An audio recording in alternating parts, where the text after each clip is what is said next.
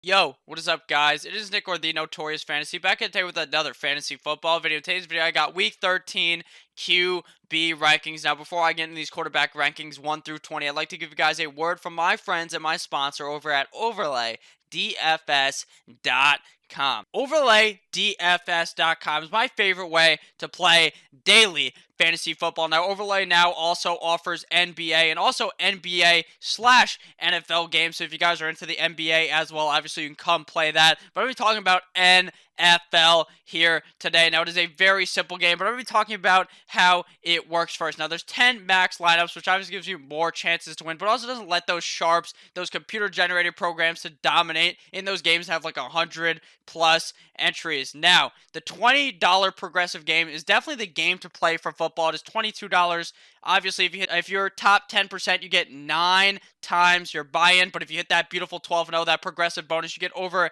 $8,700, and it's still going to be rising all the way until Sunday. So you guys got to make sure you check that out. Now, the game is different every single week. Never know what the matchups will be posted. It's pretty much you versus the board. You only need to worry about 2 records, yours and the payoff cut. Now, there's also head-to-head contests that are 10 pick rate. It's amazingly small, and bad records win all the time. The more people who enter, the bigger the jackpot is going to be. Now, I'm going to show you guys here real quick a strategy that I like to use. Now, when you're playing the game, you need to make 12 picks plus 2 alternate picks to obviously help if someone gets hurt or something, that you can use one of those alternate picks. Now, one of my favorite strategies to do here is select a quarterback and their wide receiver. So I would go with my main man, Philip Rivers, here over Daniel Jones, and then scroll down here, scroll a bit down until I find my friend Keenan Allen, and then take him and go with the quarterback and wide receiver stack. That's something I found out.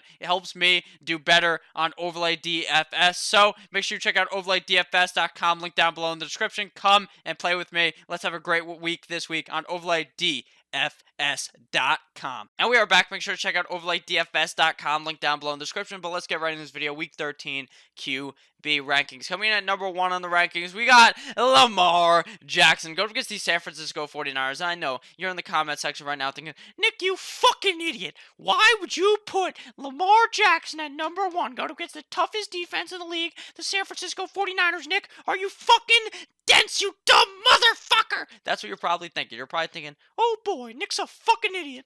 And you know what? That's okay with me. If you think that Lamar Jackson is going to be the number 1 quarterback, then to me, you are crazy. Even up against the San Francisco 49ers, I believe that Lamar Jackson is going to hand out a ass whooping of the century to the San Francisco 49ers. Lamar Jackson has been balling out of control every single game. And even up against a tough San Francisco 49ers, you better believe that I'm going to slot him in at my number 1 quarterback ranking this week. Coming in at number 2, the former number 1 fantasy football quarterback, Pat Mahomes, going up against the Oakland Raiders in Pat Mahomes Stadium of the Kansas City Chiefs in Kansas City. So I believe that Pat Mahomes actually is going to have a great game as well. But I put him at number 2. Even if against the terrible Oakland Raiders, I really do believe Lamar Jackson can outperform due to the fact that Pat Mahomes is still probably banged up and still about an 80% Pat Mahomes. While an 80% Pat Mahomes is still better than every single fucking person in the league besides Lamar Jackson in fantasy football this week, he will be great against the Oakland Raiders. They're so bad. They really can't do anything. Him and Kool-Aid Man Andy Reid are going to drop some great plays to skullfuck the Oakland Raiders. Coming in at number 3, we have Russell Wilson going against the Minnesota Vikings. So Russell Wilson should be able to play quite well in this game against the Minnesota Vikings. Russell Wilson last week against the Philadelphia Eagles really shit the bed for your team, but letting 1 week get to you and affect your fantasy football decisions is asinine. You should not just base everything off of last week. This game, it's a whole new week. Any given Sunday, Russell Wilson is going to be able to play great against the Minnesota Vikings. I believe this is going to be a high-scoring matchup between Russell Wilson and Mr. Kirk Cousins. You like that? I believe that Russell Wilson will be able to play well, getting it done through the legs or not through the legs. He's going to get the ball snapped to him through the legs, but he's going to get it down with his legs and through the air. Coming in at number 4, we have Kyler Murray going against the LA Rams. Now, Kyler Murray might not be the best quarterback in real life. He may be 5'3", but it doesn't fucking fucking matter because in fantasy football, all that matters is fantasy football points. You want to know who gets fantasy football points? Kyler Murray, because he runs the ball so fucking much like a madman because he's a short motherfucker and he just runs around and has his own fun time. And that is obviously proven to work for fantasy football. So I like Kyler Murray in this game against the LA Rams, a team that could not stop Lamar Jackson last week. Coming in at number 5, we have famous Jameis Winston going against the Jacksonville Jaguars. I think Jameis Winston is going to give you guys a big fat fantasy W this week. He's going to be eating it.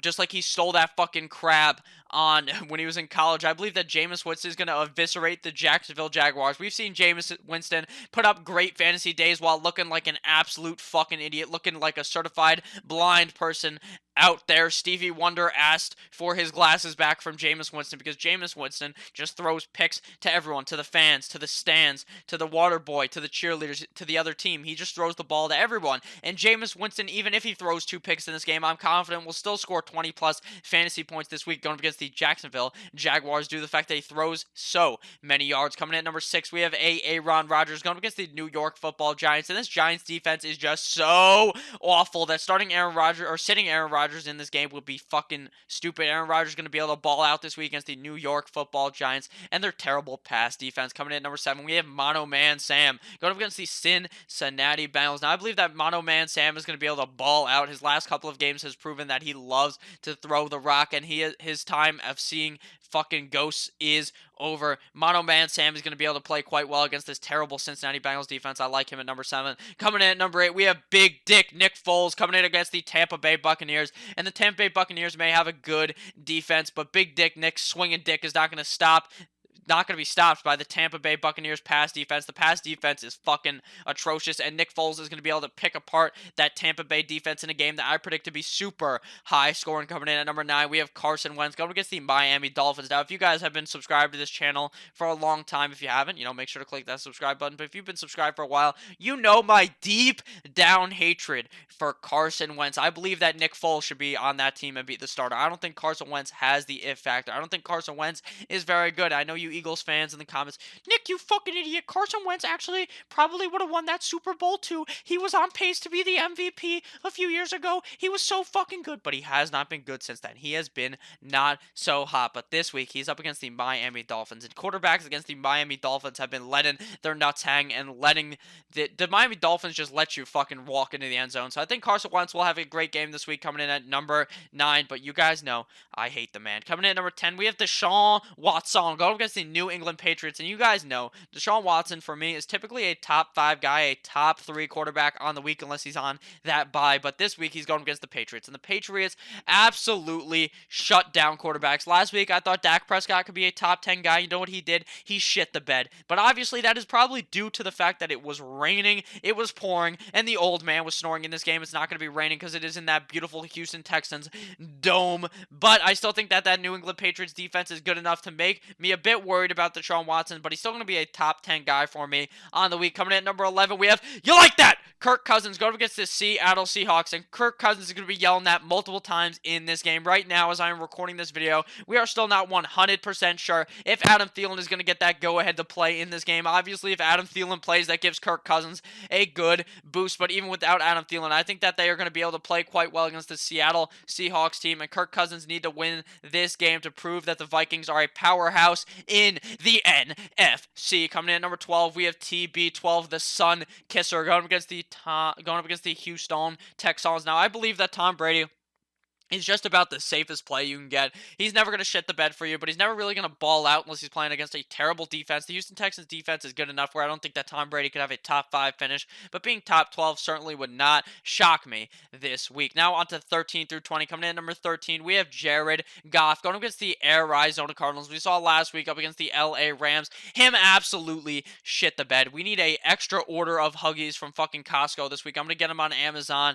They are a Black Friday sales. We're going to get a lot lot of Huggies in here because all these players have been shitting the bed big time. I believe that Jared Goff in this game, though, against the Air Arizona Cardinals, a terrible defense, should be able to pick them apart. Him and Sean McVay are going to be able to pick apart this defense. I really believe it. But at the end of the day, Jared Goff still worries me. I would be shaking when I fucking put him in my lineup. Coming in at number 14, we have Ryan Tanny Goat go up against the Indianapolis Colts. A lot of people are saying Ryan Tannehill's the MVP. Obviously, those are all jokes. But at the end of the day, Ryan Tannehill has proved that he is good enough to be a top 15 guy in the week. But in reality, he's not. He's not actually top 15 because those other 6 quarterbacks played on Thursday, and that obviously means that Ryan Tannehill isn't that good. But he still gets a top 14 ranking because of the fact that the other quarterbacks already played. But don't think about it like that. Ryan Tannehill is fucking great, guys. I'm telling you that. I'm telling you that right now. But after I just gave you guys a fucking ASMR fucking video right there, Ryan Tannehill is going to play good against the Indianapolis Colts, guys. I would start him in a lot of situations, but I do believe that this may be a run-heavy attack on the Indianapolis Colts. That does definitely worry me. Coming in at number 15, we have Kyle Allen go up against the Washington Redskins. Now, I know I wished death upon Kyle Allen a few weeks ago. Not really. I just said you want to catch me caught dead starting Kyle Allen. But this week, against the Washington Redskins, I think he has a huge bounce-back game. Not a bounce-back game because he bounced back last week, but another big game against the Washington Redskins. I like him a lot this week, coming in at number 15. Coming in at number 16, we have Baker the Faker Mayfield. He's going to be feeling a bit dangerous this week going up against the Pittsburgh Steelers. Obviously, last time they faced off, he was feeling a bit dangerous, just like Mason Rudolph was feeling a bit dangerous because he got bashed in the head with that fucking helmet. But Baker Mayfield should be quite good this week against the Pittsburgh Steelers. Obviously, not as good as against the Miami Dolphins, so that's why he's not a top 10 guy.